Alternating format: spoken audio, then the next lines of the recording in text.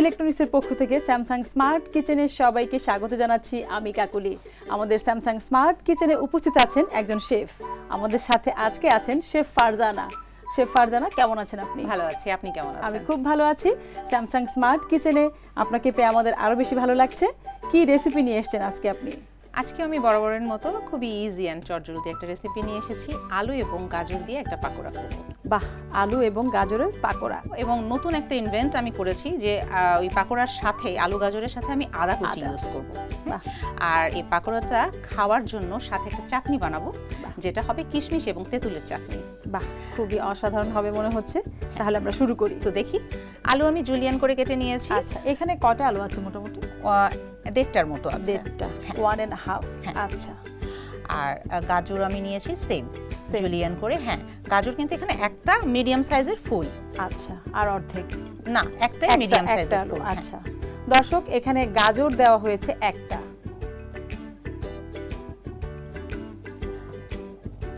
আর আমাদের একটা জিনিস মনে রাখতে হবে, যখন আমরা কোনো ভেজিটেবল কাটবো বা ভেজিটেবল দিয়ে কিছু প্রিপেয়ার করব, প্রত্যেকটা ভেজিটেবলের কাজ একরকম হবে। এখানে যেরকম সবকিছু আমরা জুলিয়ান কাট। এটা খুব ভালো বলেছেন আপা। আপনি পেঁয়াজটা কি পরিমাণ দিলেন এখানে? এখানে দুটো ছোট দুটো পেঁয়াজ দিয়েছি। ঠিক আছে, নেক্সট। আর এখানে কাঁচামরিচ। হ্যাঁ, কন্ডিমেন্টস গুলো আমি সব চপ করেছি। হ্যাঁ, সো এখানে চিলি চপ আছে, কোরিয়েন্ডার চপ আছে এবং জিঞ্জারও চপ আছে। কতটুকু করে দিচ্ছি আমরা এগুলো? কোরিয়েন্ডার তো আপনার 50 to 60 গ্রাম। এটা এখানে 8 থেকে 10টা মরিচের মতো আছে। আর এখানে একটা বড় আদা। হ্যাঁ, আসলে এখানে আদার ফ্লেভারটা আপনাদের পছন্দ মতো আপনারা একটু হেরফের করে নিতেই পারেন। কি বলেন আপা? আর গ্রিন চিলি যেটা আছে এটাও আপনারা একটু কম বেশি করতে পারেন, কারণ মেথডটা জানাটা হচ্ছে বড় ব্যাপার। আর আপনি কিভাবে কুক করবেন এবং কতটুকু পরিমাণে দিবেন এই ব্যাপারটা আপনার নিজের কাছে একটু হেরফের করা যেতেই পারে। সেটাই, যে যার পছন্দ অনুযায়ী করবে। আমি সবটুকু দিলাম না, ওইটা আমি হচ্ছে বাকিটুকু আমি আমার যে চাটনিটা করব সেটার জন্য রাখলাম। এবার কি লাগছে? এবার একটু সল্ট অ্যাড করব, সল্ট যেটা ছাড়া আসলে হবেই না। স্বাদ মতো এটা আমি 1 চা চামচ দিয়ে দিচ্ছি এখানে। আর একটু 1 চা চামচ আর একটু সামান্য, যে পরিমাণটা আছে তাতে 1 চামচ দিয়ে আর একটু সামান্য লেগে যাবে মনে হচ্ছে আর কি। এবার দিব ময়দা। আমরা কি এখানে ময়দা ছাড়া বেসনটা ইউজ করতে পারি? অবশ্যই পারি। আর কেউ যদি মনে করে চালের গুঁড়োও পারি। চালের গুঁড়োটা দিলে হয় কি একটু ক্রিসপিটা বেশি চলে আসে এবং বেশিক্ষণ থাকে। সেটাই, যেহেতু আজকে আমরা স্যামসাং মাইক্রো ওভেনে করব, এমনিতেই ক্রিসপি ব্যাপারটা চলে আসবে, তাই চালের গুঁড়োটা দেওয়ার আর কোনো প্রয়োজন নেই এই মুহূর্তে। সো আমি এখানে 1 টেবিল স্পুন ফুল করে দিচ্ছি, কিন্তু আমি লেভেল না। দিলাম 2, 3 and 4, 4 টেবিল চামচ। এখানে 4 টেবিল চামচ ময়দা ব্যবহার করা হলো এবং এটা দিয়ে খুব শুকনো উপকরণগুলো দিয়ে খুব ভালোভাবে আমরা নেড়ে নিচ্ছি। এই তো আমার এটা এখন মিক্স আপ হয়ে গেছে। এখন আমার ডিম লাগবে দুটো। আচ্ছা, ডিম লাগবে, আমি ডিম দিচ্ছি। আমাদের এখানে আছে Samsung side by side refrigerator. আমি ডিমটা বের করে দিচ্ছি। দুটো ডিম লাগবে না? জি।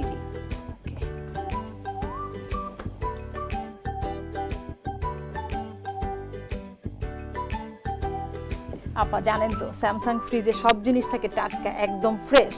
আসলেই তো এটা আমি ডিমটা যেটা ইউজ করব এটা বাইন্ডিং এর জন্য। অলরেডি তো ফ্লাওয়ার আমি দিয়ে দিয়েছি, যেটা বাইন্ডিং এর কাজ করবে।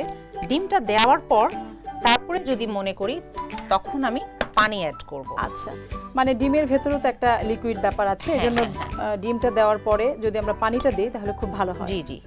একটা ডিমে কিন্তু আমরা জানি যে 38% আপনার হোয়াইট পোরশনটা থাকে। সো এটাতে দেখেন এখন কিন্তু ফর্মটা চলে এসেছে। হ্যাঁ, এখন কিন্তু আমি যদি পানি লাগেও খুব বেশি, কিন্তু সামান্য লাগবে। সো এখন পাকোড়া যেহেতু করব, আমাকে এটা হাতেই শেপ দিতে হবে। আর হাতটা যেহেতু আমাদের ক্লিন করাই আছে। হ্যাঁ, এবং আরেকটা ব্যাপার আমি করব, সেটা হচ্ছে আমি কিন্তু এখানে কোনো অয়েল ব্রাশ করছি না। একটু সাইড করে করে আমরা দিয়ে দিচ্ছি, যেন একটার সঙ্গে আরেকটা লেগে না যায়। একটু জায়গা করে, জায়গা করে 1 ইঞ্চ গ্যাপ দিয়ে। কারণ যখন এটা যাবে তখন কিন্তু একটু ফুলে যাবে এবং একটু সাইডে একটু বড় হবে। হ্যাঁ, ডিম দেওয়া আছে তো। হ্যাঁ, ডিমটা সফটও করবে প্লাস একটু ফ্লাফিও করবে। আমরা এই পাকোড়াটা করে নিব। হ্যাঁ, খুব সহজেই হয়ে গেছে। প্লেটিং করে ফেললাম, নিয়ে যাই আমরা এটা ওভেনের জন্য দিচ্ছি। আমি এটা ওভেনে হট ব্লাস্টে দিতে পারেন। হ্যাঁ, খুব সহজেই হয়ে যাবে, সময়টা খুবই কম লাগবে। আপনি কিন্তু এটা হট ব্লাস্ট মুডে করে নিতে পারেন এবং 50% কম সময় লাগবে। হ্যাঁ, তো আমি এটাতে হট ব্লাস্ট সেট করে দিলাম এবং এখন আমি 10 মিনিটের জন্য এটা দিয়ে দিচ্ছি 200 ডিগ্রি সেলসিয়াসে। সো দেখি কি হয়। চলে আসেন। ইন দ্য মিন টাইম আমি আমার চাটনি রেডি করে ফেলি, তাই না? ওকে, ফাইন। চাটনির জন্য কি কি লাগছে? চাটনির জন্য একটু কিশমিশ লাগবে, ওখানে দেখতে পেলাম কিশমিশ আছে। আমি কিন্তু চাটনিতে কিশমিশের মানে ইয়েটা ফ্লেভারটা খুবই ভালো লাগে এবং টেক্সচারটা খুবই নাইস, একটা একটু আনকমন লাগে যে কোনো ইয়ের থেকে। হ্যাঁ,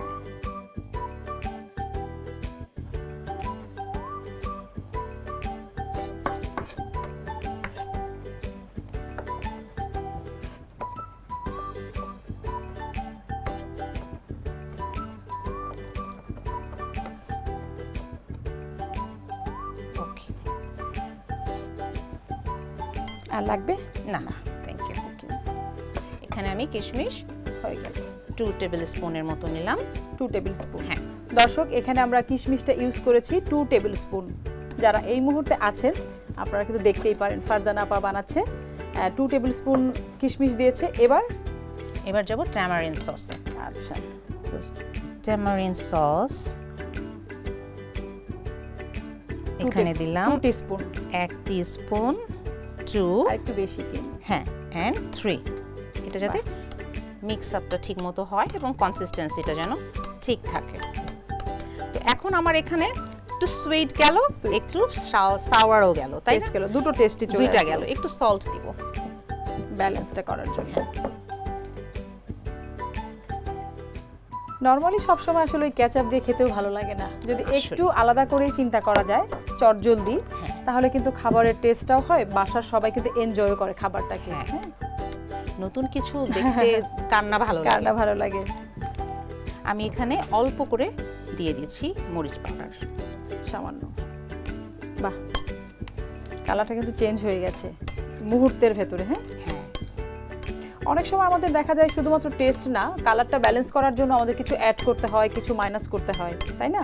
সেটাই, যে খাবারটা কালারটা কোন ইয়েতে পড়বে, সেক্ষেত্রে আমরা কোনো কিছু অ্যাড করে থাকি। এটা আমি কোরিয়ান্ডার দিয়ে দিলাম, একটু রেখেছিলাম আমি এই জন্য, আর একটু চপড চিলি। বাহ, এবার তো আরো চেঞ্জ হয়ে গেছে কালারটা। হ্যাঁ, এটা আমি এইভাবেই রাখবো। আমার মনে হয় এই সসটা আপনারা অন্যান্য যে কোনো নাস্তা আইটেমের সঙ্গেও খেতে পারেন। এদিকে মনে হয় পাকোড়াটা হয়ে আসছে, চলুন দেখা যাক।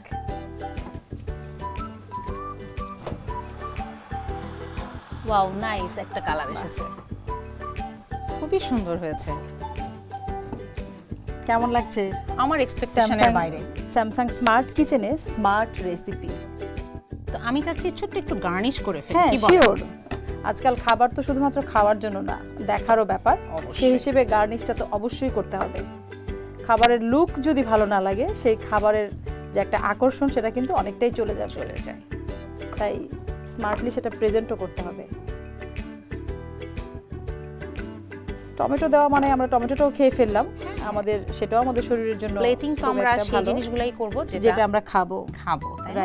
এডিবল যেটা। সো আমি টমেটোটা একটু বাটারফ্লাইয়ের মতো করে গার্নিশ করে নিচ্ছি। খুব সহজেই হয়ে যায়, দেখতে ভালো লাগে। কালার কম্বিনেশনের একটা ব্যাপার, সেটাও যেহেতু আমরা ব্ল্যাক প্লেটে সার্ভ করেছি, রেড এর একটা কম্বিনেশন চলে এসেছে। এই ব্যাপারগুলো এমন কোনো টেকনিক কিন্তু নাই যে খুব বেশি কিছু টেকনিক অ্যাপ্লাই করতে হচ্ছে। এবং একটু চিলি পাউডার উপর দিয়ে আমি ছিটিয়ে দিচ্ছি। যারা একটু ঝাল ঝাল খেতে চায়, একসঙ্গে এটা মিক্স করে টোটাল জিনিসটা প্লেটের লুকটাই একদম চেঞ্জ করে দিয়েছে। ওয়াও, খুব সুন্দর একটা ব্যাপার চলে এসেছে। এবার কিন্তু খাওয়ার পালা। হ্যাঁ, বাট অবশ্যই খেতে তো হবে, কিন্তু চাটনির কথা ভুলতে হবে না। না, চাটনি তো আমি ভুলিই নাই, কারণ এটা আমার ফেভারিট চাটনি। হ্যাঁ, অনেক ধন্যবাদ আপনাকে এত সহজে একটা সুন্দর একটা রেসিপি দেখানোর জন্য। দর্শক দেখলেন তো কত সহজেই হয়ে গেল স্যামসাং স্মার্ট কিচেনে স্মার্ট রেসিপি। আশা করছি আপনারাও ট্রাই করবেন।